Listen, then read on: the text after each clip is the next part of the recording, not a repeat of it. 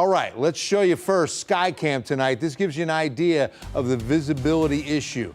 If you are anywhere out there, stay put for another 30 minutes and weather will improve enough that driving will be a lot safer. Give it another 30 to 45 minutes if possible before you get on the roads.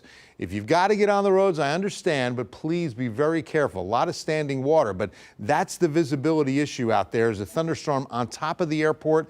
We've got 63 degrees. We haven't been this cool at this time of night in probably 2.5 to 3 months. I'm not even kidding. North wind at 15 miles per hour. Dew point still at 62. That's going to start dropping soon. Highs today, 90 in the city. Look at this, almost 100. Cotulla and Pearsall both, as a matter of fact, hitting 98.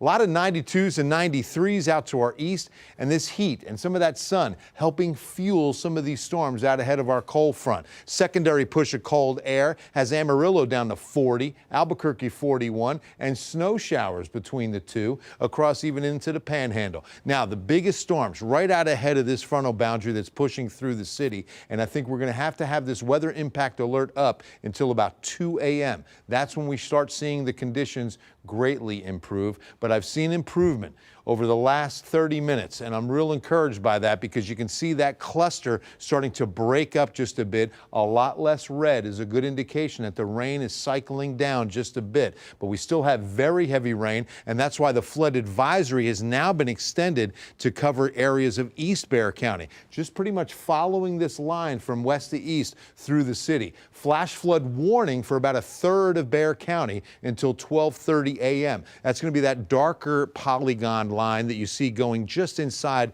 Loop 410. Let me give you a closer look. The heaviest rain into downtown right now. In fact, I'd love to give you a look at live roadways on our TransGuide network and see what we've got. This is I-10 at Bernie. A lot of standing water on the roadways. Please take your time. Watch for some barricades. Some of the low-lying areas are going to definitely be flooded out. A lot of hazards are on out there as people see that visibility going down at 410 and Jackson Keller. Back to live radar. As everything is pushing east, these individual cells are racing off to the north and east. The cell that I'm watching closely south of Sabinal now, this is probably the healthiest on radar. It's coming up on the Highway 90 corridor between Sabinal and Hondo, moving northeast at about 25 miles per hour. Let's see if there's some hail in that. The hail tracker is going to show us about penny size in that purple. That's what we've really seen across the hill country. We did explode up to about quarter size hail over Castroville.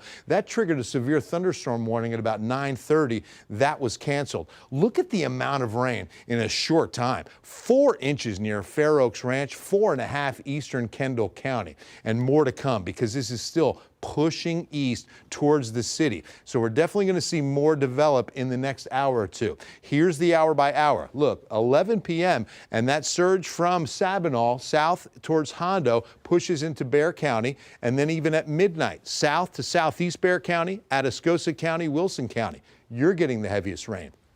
2 a.m., it's out of Bexar County, but now we're starting to see some of the heavy rain move into Carnes, Gonzales, and then look at tomorrow morning. 7 a.m., the polls open. Northwest wind is strong. Temperature in the mid-60s, highs in the mid-70s. Fabulous weather on Election Day Tuesday.